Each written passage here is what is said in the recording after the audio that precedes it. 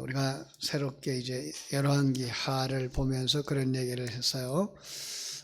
원어 성경은 역대상 하로 나누어 있지를 않다. 한 권이에요. 아주 큰 책이죠. 그 중에 우리 책들을 이렇게 나누어서 소유하기도 편하고 이해하기도 편하도록 나누어서 열왕기 상하가 되었다 그랬습니다. 열왕기 하의 시작은 아합 왕이 죽은 때부터 시작되고 있는데, 이 아합 왕이 죽고 나자 그의 아들 아하시아가 이제 왕이 되어졌는데, 그가 참 악한 자로 살았다. 그래서 어떻게 악한 짓을 하고 있느냐? 하나님의 사람을 이제 잡아오려고 하는 것이었죠. 그래서 이 아하시아 왕은 처음으로 50명을 엘리야에게 보냈더니 그 50부장이 명령을 했어요. 그죠? 내려오라. 그러면 내려올 줄 알았나 봐요. 그랬더니 그가 정말 하나님의 사람에 대한 예의를 차리지 아니하고 그 마음의 중심에 하나님 두려운 줄 모르자 하나님이 그와 함께 온 50명의 군사들을 불살라 버렸다 그랬습니다. 하나님을 두려워하지 않는 자들, 하나님의 사람을 존경할 줄 모르는 사람들, 하나님이 결코 그냥 넘어가지 않는다라는 얘기를 했죠. 그죠? 두 번째도 50부장과 50명의 군사들을 보냈어요. 아마도 무력으로라도 붙잡아 오려고 했던 이 아하시아의 생각이었던 거죠. 그죠? 그런데 그들도 역시 하나님을 두려워할 줄 모르는 사람들이었어요. 결국 하나님 앞에서 죽음을 당하고 말았죠. 자, 두 번의 실패에도 불구하고 그는 포기하지 아니하고 세 번째로 50부장과 그의 군사 50명을 보냈다. 이게 오늘 본문의 시작이죠. 자, 그런데 13절에 보니까 왕이 세 번째 50부장과 그의 군사 50명을 보낸지라 셋째 50부장이 올라가서 엘리야 앞에 이르러 그의 군사 무릎을 꿇어 엎드려 간구하여 이르되 하나님의 사람이여 원하건대 나의 생명과 당신의 종인 이 50명의 생명을 당신 귀하게 보소서. 자, 어떤 면에서 이 50부장의 마음에는 뭐가 있어요? 그렇죠. 겸손함이 있어요. 물론 이건 왕의 의도와는 전혀 달랐어요. 그런데 50부장은 어떻게 엘리야의 권위와 하나님의 권능을 인정했을까? 예. 역사가 돌아가는 일들을 보면서 이게 무슨 일이구나를 깨달아 알았던 거죠. 하나님이 우리들에게 그렇게 말씀하셔요. 저녁에 붉어지면, 저녁 노을이 붉어지면 뭐예요? 비가 올 줄 아는 사람들. 천기는 분별할 줄 알면서 하나님의 일은 분별하지 못하느냐라고 말씀하신 것처럼 사람들이 세상 일은 분별을 할 줄 아는데 그 속에 담아주신 하나님의 의도는 알지 못한다는 거예요. 그렇죠? 참 안타까운 거죠. 우리는 그 속에서 하나님의 의도를 찾을 수 있어야 되고 하나님의 섭리를 찾을 수 있어야 돼요. 왜죠? 이 세상에서 일어나는 일들은 잠깐 있는 일이고 이 세상의 일을 통해서 하나님이 하시고자 하시는 일은 우리를 천국 백성으로 만들어 천국 가게 하는 일인 거예요. 많은 사람들이 이야기를 해보면은 과거에 당신이 이렇게 해서 이렇게 된 거야. 아니 지금 상황이 발생했다면 우리는 이 상황을 어떻게 해결하며 이 속에서 하나님의 뜻을 어떻게 찾을 것이냐를 생각해야 되는 것이지, 과거에 그가 지나온 일에 대하여서 아무리 원인을 바르게 판단한다 그래도 이미 일어난 이 일은 수정되거나 다시 시작되어지지 않는다는 거예요. 그러니까 과거의 일만 들추면 뭐만 있어요? 후회만 있는 거죠. 아니요. 그렇다면 우리는 뭘 생각할 수밖에 없어요? 하나님의 섭리에 대한 오해와 하나님의 섭리에 대한 부정적인 생각만 할 수밖에 없는 거죠. 합력하여 선을 이루시는 하나님, 과거에 그런 일이 있었어. 그랬기 때문에 오늘 이 상황이 벌어졌어. 여기까지 누가 도우신 거예요? 하나님이. 누가 함께 하신 거예요? 하나님이. 여러분, 오늘 우리가 서 있는 이 자리까지 하나님이 우리를 인도하셨다고 하는 믿음이 우리 속에 없으면 우리는 어떤 사람이 될까요? 불평해요. 누구에게 대하여? 원망해요. 하나님의 사람들은 불평하지 않아요. 원망하지 않아요. 그 속에서 하나님의 뜻과 하나님의 섭리를 찾고 하나님의 사람으로 나를 만드시는 하나님의 손길을 깨달아 아는 것이죠. 그 사람이 하나님의 사람 앞에 겸손할 수 있는 거고, 그가 하나님 앞에 순종할 수 있는 거고, 그가 영혼을 소중하게 여길 줄 아는 거예요. 자기 영혼만 아니라 타인의 영혼도 소중히 여길 줄 아는 것이죠. 그렇죠? 그래서 말하는 거예요. 나의 생명과 당신의 종인 이 50명의 생명을 귀하게 보소서. 하나님의 심판을 두려워하는 자는 하나님 앞에 은혜를 구하죠. 그렇죠? 그에게 하나님이 구원을 베풀어 주셔요. 그게 15절에서 주신 말씀이에요. 그렇죠? 여호와의 사자가 엘리야에게 이르되 너는 내려가라 하신지라. 엘리야를 모시고 갈 수 있는 상황이 되어진 거죠. 그들 죽지 않고 살아나는 거죠. 그걸 뭐라 그래요? 응답이라고 말할 수가 있는 거죠. 시편 149편 4절을 보면은요, 하나님은 겸손한 자를 구원으로 아름답게 하신다 그랬어요. 하나님은 겸손한 자, 아나부, 그죠? 구원하신다 그러고요.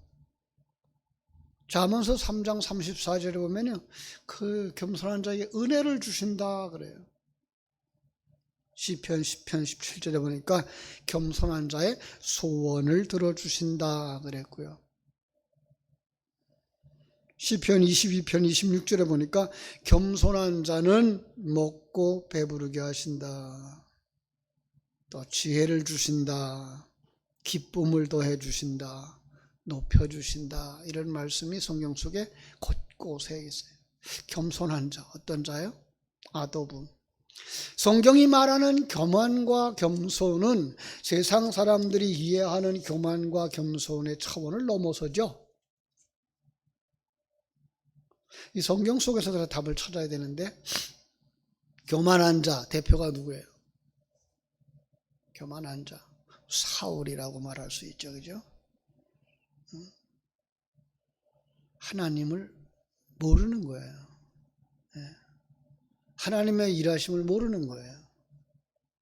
하나님의 함께 하심도 모르고 자기가 하나님 앞에서 피조물 된 것도 몰라요. 그러니까 나중심의 사람이 되어지고 자기 판단이 옳다고 생각하고 행동하는 거죠. 그게 뭐예요? 불신앙. 겸손한 자는 어떤 사람이에요? 하나님을 아는 자. 하나님이 창조도 되신 것과 섭리자, 경륜자, 자기 백성과 함께 하시는 하나님, 그가 구원자며 심판자인 것을 알아. 그 앞에 자기가 피조물인 것을 알아. 당연히 겸손하게, 그죠? 작은 자로 서는 거예요.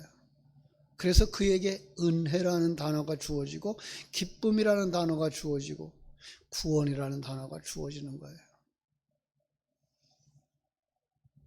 하나님이 15절에서 주신 말씀처럼 엘리야에게 말씀합니다. 함께 가라. 왜 하나님은 두 번씩이나 징벌을 내리시고 지금에야 엘리야를 아하시아 왕 앞으로 보내는 걸까요? 이런 생각을 해봤어요. 이제는 아하시아에게 직접 하나님의 말씀을 선포할 수 있을 정도로 분위기가 형성되었다. 방해하는 외적인 그 장애물들이 제거되었다. 50부장 둘이 이미 사라졌으니까. 그렇죠? 또 두 번의 그 사건을 통해서 하나님의 심판에 대한 백성들이나 그 신하들 모두 분명한 인식이 생겼을 거다. 그렇죠? 이와 같은 하나님은 우리들에게 뭘 요구하고 있는지를 알 수 있어요. 사건을 통해서 무섭게 벌 내리는 것으로 끝나지 아니하고 그러한 상황들을 통해서 뭐를? 자신을 보게 하시고 하나님을 보게 하는 거죠. 여러분, 코로나19가 나쁘기만 할까요? 아니요, 안 그래요. 인간이 얼마나 미약한 존재인가를 깨닫게 하시죠. 그죠? 그 속에 있는 성도들, 예수 잘 믿는 척 했던 성도들, 얼마나 껍데기뿐인지를 보여주시고 계신 거죠. 안타까움이 아닐 수 없어요. 그렇죠? 하나님은 그런 상황을 통해서 자기 백성을 하나님께로 더 가까이 나오게 하시는 귀한 일을 하시는 거예요. 보내시면서 말씀합니다. 16절 말하되 여호와의 말씀이 네가 사자를 보내 애글로 내신 바알세붑에게 물으려 하였으니 이스라엘에 그의 말을 물을 만한 하나님이 안 계심이냐? 그러므로 네가 그 올라간 침상에서 내려오지 못할지라 내가 반드시 죽으리라 하셨다 하니라. 앞에 있었던 3절 4절의 반복이죠. 엘리야 선지자가 이 말씀을 직접 선포한 것은 대단한 의미가 있어요. 엘리야는 우상을 섬기는 포악한 아하시아 왕을 향하여서 그의 불신앙을 선포함으로써 심판이, 그죠? 자신이 지금 심판 아래 있고 저주 가운데 있다는 것을 깨닫게 하는 거예요. 그럼 어떻게 해야 돼요?